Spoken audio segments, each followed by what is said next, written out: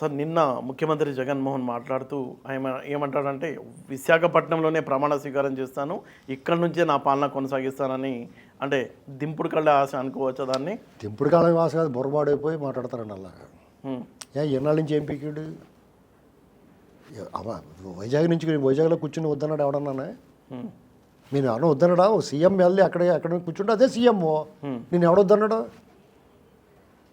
అవునా కదా? అవును. ఇప్పుడు తాడేపల్లిలో ఉన్నావు, ఉండిపోయి వైజాగ్లో ఉంటావు. అవును. ఈ తొటిగ్యాంగ్ అంతా నీది కూడా వస్తారు. ఎవరు వద్దన్నారు? నువ్వు ప్రకృతి విరుద్ధంగా వ్యవహరిస్తున్నావు, ప్రజాభిప్రాయానికి వ్యతిరేకంగా వ్యవహరిస్తున్నావు, భూములు ఇచ్చిన రైతులు ఆక్రోశానికి ఆవేదనకు గురి చేసావు, అమరావతిని చంపేద్దామని చూసావు. ఎందుకండి అంత అమరావతి అంటే కుళ్ళు, ఈర్ష్య. ఇప్పుడు అందులో దొబ్బేత్తాం ఏమీ లేదని, అక్కడ దొబ్బేయడం లేకుండా తాళం వేసాడు చంద్రబాబు గారు.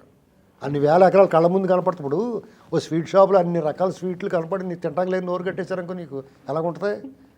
అతను మామూలుగా దొంగోళ్ళు వీళ్ళు, ఏది దొరికినా దొబ్బేస్తా వెళ్తా కూడా అలా పేపర్ వెయిట్ అట్టుకుపోతారు వీళ్ళు. ఏదైనా ఆఫీస్కి వెళ్ళారనుకో పోతా పేపర్ వెయిట్ బాగుందంటే చేత్తో పట్టుకుపోతారు. అలాంటి వాళ్ళకి అన్ని వేల ఎకరాల భూములు కనపడితే దొబ్బెత్తాం, లేకపోతే సిఆర్డీ చట్టాలు ఆ చట్టాలు ఈ చట్టాలు చేసి తాళం వేసి పెట్టి తాళం దూరంగా పడేసాడు చంద్రబాబు గారు. కృష్ణానదిలో పడేసి, ఎందుకంటే జేబులో ఉంటే మళ్ళీ ఎవరిని అడిగితే ఇవ్వాల్సి వస్తుందని. అవును. ఇంకా అప్పుడు నీకు మనకు రాని దానికి మనకెందుకు, మనకేం లాభం లేని దానికి అనుకుంటున్నాను. పైగా ఆయన పేరు వచ్చేది ఏదో చేస్తే. ఓకే. కుళ్ళు బుద్ధి అండి నీకు. కుళ్ళు బుద్ధి లోపల ఎంత ఉన్నా కానీ నిన్ను ఒళ్ళంతా దహించేస్తుంది, నిన్ను సర్వనాశనం చేస్తుంది. ఈర్ష్య అసూయ ఉన్నదంటే నువ్వు నాశనం అయిపోతావు. దుర్యోధనుడు చాలా మంచోడు, మంచి రాజు, రారాజు. అక్కడికి అసూయ బుద్ధి ఉండడం వల్ల నేను ఉన్నాను నీరైపోయాడు. అంత డేర్ ఏంటండి ఆయనకి? డేర్ ఏంటండి అది? ఇప్పుడు అది డేరేం కాదు, చొచ్చు దద్దమ్మతనం, తెలివిహీన బుద్ధిహీనత అది. అంటే ఈ టైంలో కూడా అమరావతికి యాంటీగా మాట్లాడటం అనేది, అంటే ఇప్పుడు అక్కడ ఎవరన్నా కొంచెం ప్రత్యర్థి కింద కనీసం 1,00,000 ఓట్లు పోల్ అవుతున్నాయి అనుకో, ఒక 30-40 వేలు వస్తాయనుకున్న వాళ్ళకి అవి కూడా రాకుండా చేయటం అన్నమాట అది. అంతే కదా, అంతే కదా. అవును. ఇప్పుడు కొంచెం వాళ్ళు డబ్బులు ఖర్చు పెట్టిన దానికన్నా ఓట్లు వేసి వాళ్ళు ఉంటారు కదా, అవి కూడా రాకుండా. ఓకే. మీకు ఇతను భస్మాసురుడు అండి, అతను నెత్తిమీ చేయట్టుకుని అతను. ఇప్పుడు మీకు టీడీపీ చాలా బాగుందంటే టీడీపీ మీద కంటే కూడా జగన్కి థ్యాంక్స్ చెప్పాలి. ఇలాంటి దద్దమ్మ చేతగాని వాడు ఉన్నప్పుడు అతను గెలవడం చాలా ఈజీ. కాబట్టి మనం అలా అనుకోకుండా ఉండటం కోసం అతను ఒక పిరుగుబాటు ఏం చేస్తాడంటే లోపల, ఇప్పుడు అసెంబ్లీ రౌడీ సినిమాలో లాగానే పెద్ద ఏదో భాష అంటే పెద్ద రౌడీ అనుకుని లోపలికి వెళ్తాడు, డమ్టిక్ వాయించుకుంటూ ఉంటాడు అక్కడ.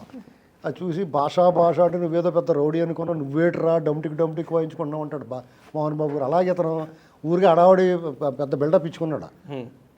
వాళ్ళు వదిలేసాడు, గొలుసులు ఇప్పేసి వాళ్ళ కుక్కలు అన్నట్లని నోటుకు వచ్చినట్టు మాట్లాడారు, మోరికేసి తిట్టేసి, పోలీసు వాళ్ళు కూడా బూట్లు లాగితే వాళ్ళు పని చేస్తా చాలా దుర్మార్గం వ్యవహరించారు. ఎవడైతే బాధితుడు ఉన్నాడో వాడి మీద నిందితుడు పెట్టి కేసులు పెట్టి ఇవన్నీ చేసినట్టుకి ఓరు బాబు ఇటు చాలా గొప్ప పెద్ద రౌడీ గట్రు బాబు ఇడు, పైగా వాళ్ళ బాబాయిని పంపించేస్తాం. ఇవన్నీ చూసిన తర్వాత వీటితో డేంజర్ అనుకున్నారు. అంతేగాని ఒరిజినల్గా అతను కచ్చకచ్చ వణికెత్తాడు. పిరికోడు, అతను పిరికివాడు. అతను వీరుడైతే, అతను ధీమంతుడైతే అమరావతిని అభివృద్ధి చేసి మళ్ళీ వైజాగ్ని కూడా అభివృద్ధి చేస్తాడు, కర్నూలు కూడా అభివృద్ధి చేస్తాడు. అంతేగాని ఉన్నదాన్ని నాశనం చేసేసి, దాన్ని లేకుండా చేసేసి, ఎల్లికడ చెట్లు కొట్టేసి, కొండలు కరిగించేసి, సిగ్గు లేకుండా మళ్ళీ అమరావతిలో బుద్ధి ఉందా అసలు మాట్లాడటానికి? అది నీ ఓడికి వెళ్ళాలి, దానికి లాగ్ గొమ్మే కొట్టాలా.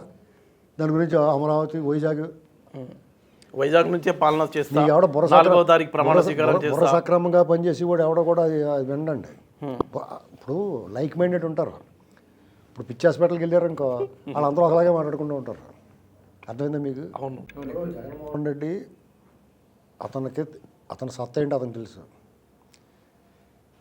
మొన్న ఒక ఇంటర్వ్యూ జరిగింది, అదెవరో నేషనల్ మీడియా వాళ్ళు, టైమ్స్లో, నువ్వు ఉద్యోగాలు అయ్యంటే అసలు గవర్నమెంట్లో ఉద్యోగాలు ఎలాగో అంతమందికి ఎక్కడి నుంచి వస్తాయి అని అడుగుతున్నాడు.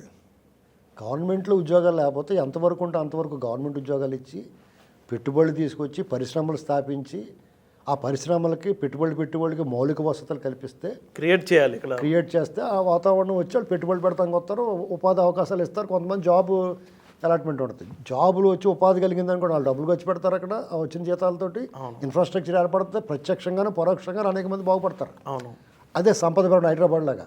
ఇప్పుడు హైదరాబాద్లో ఈ కంపెనీలు ఏమి లేకుండా అనాబ్షాహి, దాక్షపళ్ళు, కుతుబ్ మీనా, కుతుబ్ షా టూంబులు, Charminar, Salarjung museum, zoo park, Golconda ఉన్నాయనుకోండి, అలా వస్తాం చూసేసి మళ్ళీ అలా వెళ్ళిపోతాం సాయంత్రం. అవును అవునా కదా? అంతే.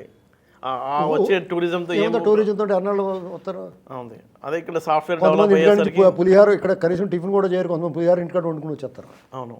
కానీ ఇవాళ సాఫ్ట్వేర్ డెవలప్ అయిన తర్వాత, షాపింగ్ మాల్స్ వచ్చిన తర్వాత, వాళ్ళ సౌకర్యాలు ఏర్పడిన తర్వాత, అకామిడేషన్ వచ్చిన తర్వాత, సర్వీస్ రంగం డెవలప్ అయిన తర్వాత, రోడ్ల ఇన్ఫ్రాస్ట్రక్చర్ పెరిగిన తర్వాత, ట్రాన్స్పోర్ట్ సౌకర్యం పెరిగిన తర్వాత, అంతర్జాతీయ విమానాశ్రయం వచ్చిన తర్వాత ఇది ఒక మహానగరం అయిపోయింది.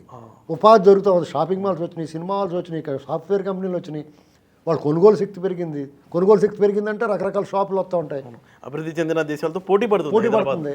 ఇది ఆ బురద కోడికి ఏం తెలియదు. అవును. ఒక సిటీ కట్టేస్తే అయిపోద్ది అంటాడు. బుర్ర ఉన్నవాడికి తెలుస్తుంది. బుర్ర లేదు, ఏం చేస్తాం, గుంజు ఖాళీ. ఎంతసేపు ఎవరిని వేసేద్దాం, రక్తంతో చేతులు కడుక్కుందాం, ముఖం తుడుచుకుందాం అని ఆలోచిస్తున్న వాళ్ళకి పెత్తందారీ మనస్తత్వం, ఫ్యాక్షన్ మనస్తత్వం. ఆ ఊరంతా మన చేతిలో ఉండాలి, ఎవడొకటి చేసేయాలి. ఆ చేసేసినోడికి బియ్యం మూట పడేస్తాడు, అలా పడి ఉంటాడు. సార్ మీరు గమనించారా, కేసీఆర్ మీటింగ్లకు కూడా జనం బాగా వచ్చేవాళ్ళు. ఇప్పుడు జగన్ మీటింగ్లు కూడా జనం వస్తున్నారు. రిజల్ట్ చూస్తే కంప్లీట్ జీరో కనిపించింది. సేమ్ అదే రిపీట్ అవ్వచ్చు. జగన్ మీటింగ్ జనం వస్తున్నారు మీకు ఎవరు చెప్పారు? వాళ్ళు సాక్షిలో పేపర్లో ఫోటోలు చూసా. మీరు ఒకసారి ఆ మీటింగ్ దగ్గరికి వెళ్ళి చూడండి, తెలుస్తుంది. ఓకే. మీకు అక్కడ వచ్చిన వాళ్ళు కూడా బతిమాలి భయపెట్టి రకరకాలుగా తీసుకొచ్చారు. దూరం ఉన్న వాళ్ళు ఉంటారు కదా, అవును, వాళ్ళు కూడా సగం వీడి మొఖం మాట్లాడుతూ మొదలెట్టి పారిపోతున్నారు. ఓకే. అతని పని అయిపోయిందండి. మీకు ప్రజలకి అతనిలో అన్ని లక్షణాలు ఉండాలి. నచ్చాలంటే అభివృద్ధి చేయాలి. అవును. మనిషి వ్యక్తిగతంగా మంచివాడై ఉండాలని కోరుకుంటారు. వాళ్ళ నాయకుడు, వాళ్ళు అభిమానించిన నాయకుడు మంచివాడై ఉండాలని కోరుకుంటారు కదా. మానవత్వం ఉన్నవాడై ఉండాలి. అవును. ఎదట దొంగుడై ఉండకూడదని కోరుకుంటారు. అవును. కొంతవరకు దొంగతనాన్ని అవినీతిని సహిస్తారు, దొంగతనాన్ని సహించరు. క్రూర హత్యలు, వాళ్ళ బాబాయ్ మర్డర్ కేసు విషయంలో అతను వ్యవహరించిన తీరు, వాళ్ళ చెల్లెళ్ళే చెప్తున్నారు కదా ఆడు కొట్టేయొద్దని. అవును. ఇంకంతకన్నా ఏంటి? వాళ్ళ అమ్మగారు ఎక్కడ ఉంది ఇప్పుడు? వచ్చి ఓటు అడగచ్చు కదా, మా అబ్బాయికి మళ్ళీ ఇంకో ఛాన్స్ ఇవ్వండి.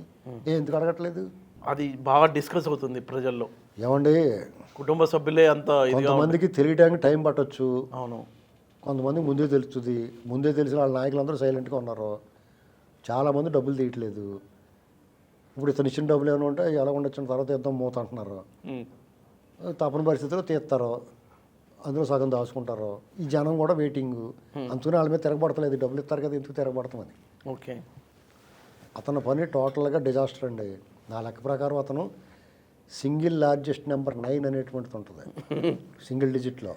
అది దాటి వస్తే అతనికి డబుల్ డిజిట్ రాదంటారు. Lifetime achievement. ఓకే. జీవిత సాఫల్యం. అంటే ఇంత దుర్మార్గాలు చేసి కూడా సింగిల్ డిజిట్ దాటాడు అనుకోండి, అతను నిజంగా గొప్పడే. అప్పుడు ప్రజల మనస్తత్వాల గురించి ఆలోచించాలి మనం. ఇప్పుడు పులివెందులు ఉంది, కడప పార్లమెంట్ సీట్ ఉంది. కడప పార్లమెంట్లో అభ్యర్థి ఎవరో ఎక్యూజ్డ్ 8. వివేకానంద రెడ్డి గారి మర్డర్లో కేసులో ఎక్యూజ్డ్ 8. అన్ని సాక్ష్యాలు ఇతని దగ్గర ఉన్నాడో, సాక్ష్యాలు మాయం చేసేసాడు. ఆ ఫోన్ కాల్స్ అన్నట్లు ఇతని పాత్ర పూర్తిగా ఉందని ఉన్నది. సూత్రధారులతో గుమ్మం దాకా వచ్చి ఆగింది. అయినా సరే అతను నెగ్గాడు అనుకోండి అక్కడ. మరి ఎవరిని అనుమానించాలి? ఆ ప్రజలను అనుమానించాలి. అవును. అలాగే పులివెందుల్లో ఇతను అరాచకాలు చేసి కనీసం వాళ్ళు పట్టించుకోకుండా వాళ్ళ బాబాయ్ని అంత క్రూరంగా చంపేసిన వాళ్ళకి సాయం చేస్తున్నాడంటే ఇతను, లేకపోతే ఇతని పాత్ర ఏంటి కూడా ఇంకా అనుమానాస్పదంగా ఉన్నప్పుడు అతను గెలిపించారనుకోండి ప్రజలు. అప్పుడు ఆ పులివెందుల ప్రజలను ఏ ప్రజల్లో మనం ప్రత్యేకంగా మ్యూజియంలో పెట్టాలి. అంతే కదా.